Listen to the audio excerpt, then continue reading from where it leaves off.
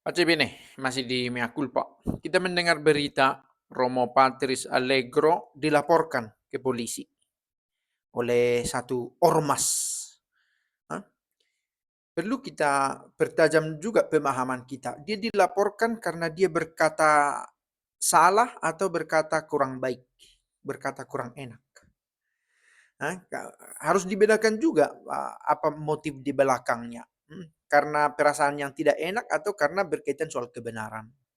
Nah, lalu dia bicara dari sudut pandang kekatolikan, tentu saja memandang ajaran-ajaran yang dalam sejarah berasal dari gereja tetapi kemudian keluar dari sana dan membuat kumpulan lain gitu ya. Pertama, ya kita semangati juga Romo Patris Allegro ini dengan cita-cita yang dia punya. Saya pikir ada tugas dari keuskupan sendiri yang menilai benar tidak benar, baik tidak baik yang dia lakukan. Kita sebagai penonton tentu juga punya pemikiran yang berbeda-beda tentang apa yang dia buat. Tetapi misi yang paling fundamental yang perlu kita lihat adalah berbicara tentang iman. Itu yang paling mendasar yang harus kita lihat. Dilaporkan atau tidak dilaporkan, yang terutama adalah bahwa berbicara soal iman masih menjadi menu yang pantas diperhitungkan bagi kita, begitu ya. Soal ada orang tersinggung lalu kemudian dilapor, itu bagian dari dinamika. Dalam catatan sejarah gereja, bahkan sebelum masa reformasi ini, bahwa pemerintah mengintervensi proses berlakunya pengajaran iman ini, itu bukan sesuatu yang baru.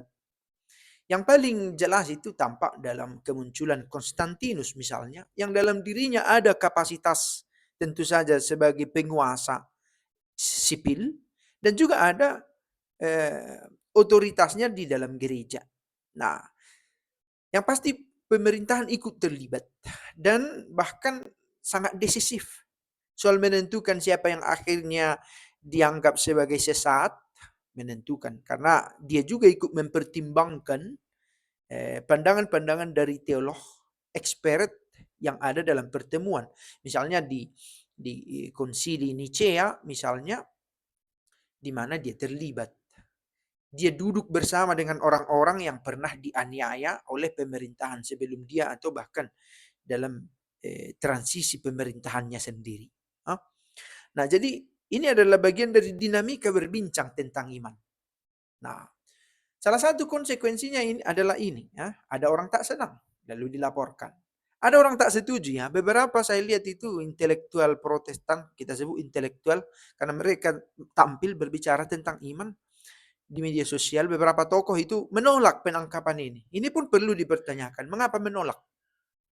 Apakah karena memang yang dikatakan Patris Allegro itu akademik dan bisa dipertanggungjawabkan? Atau karena dia takut jangan-jangan tuduhan yang sama akan diberikan kepada dia dan tak tertutup kemungkinan dia juga akan bisa dilaporkan ke polisi karena dosa-dosa yang sama, kesalahan yang sama, karena mengemas pandangannya dalam bahasa-bahasa yang tidak mengenakkan hati yang dianggap bisa sebagai penistaan gitu ya. Meski apa ukuran dari penistaan itu bisa diperbincangkan juga. Pada level mana disebut menghina, menista.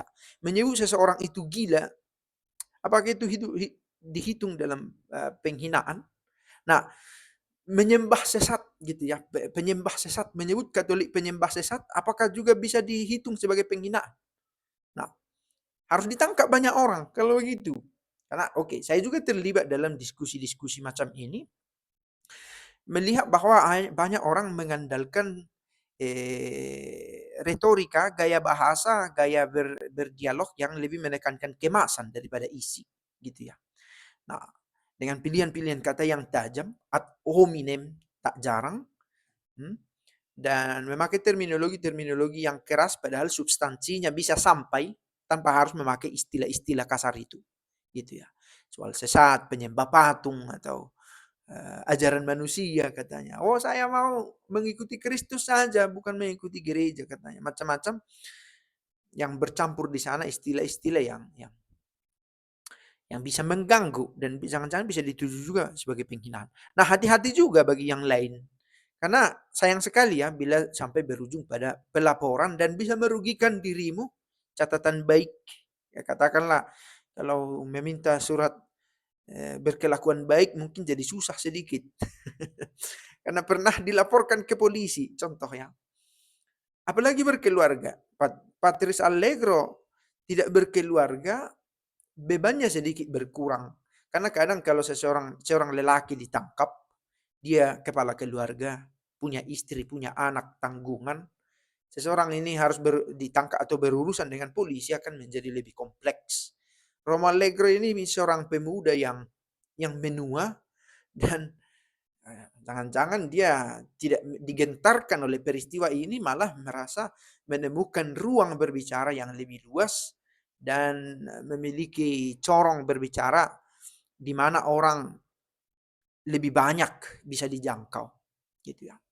Nah, apakah pelaporan ini substansial tentang isi pembicaraan atau kemasan berbicaranya? Ini juga salah satu yang perlu dipertimbangkan. Dia dilaporkan karena menimbulkan perasaan tak enak, tersinggung karena kata-kata, atau karena tersinggung karena kebenaran yang dia ungkap, gitu ya. Oke, yang saya sampaikan ini hingga pada detik ini belum substansial.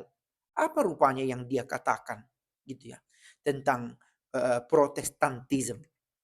Bahwa dikemas dengan kata-kata yang melukai hati, tapi ini sangat relatif ya. Ada orang yang gampang terluka, ada yang tidak gampang terluka.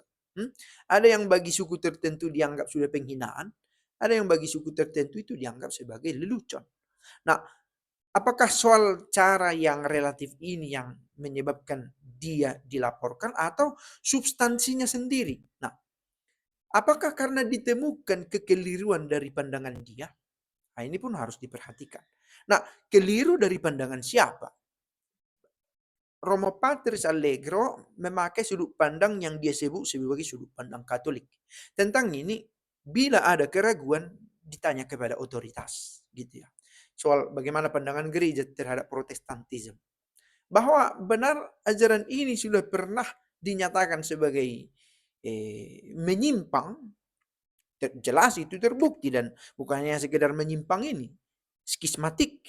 Dia tidak mau tunduk pada otoritas gereja, menyangkal sebagian ajaran iman, tapi apakah ini heretik tergantung apakah dia pernah dibaptis dalam kesatuan dengan gereja Katolik atau tidak.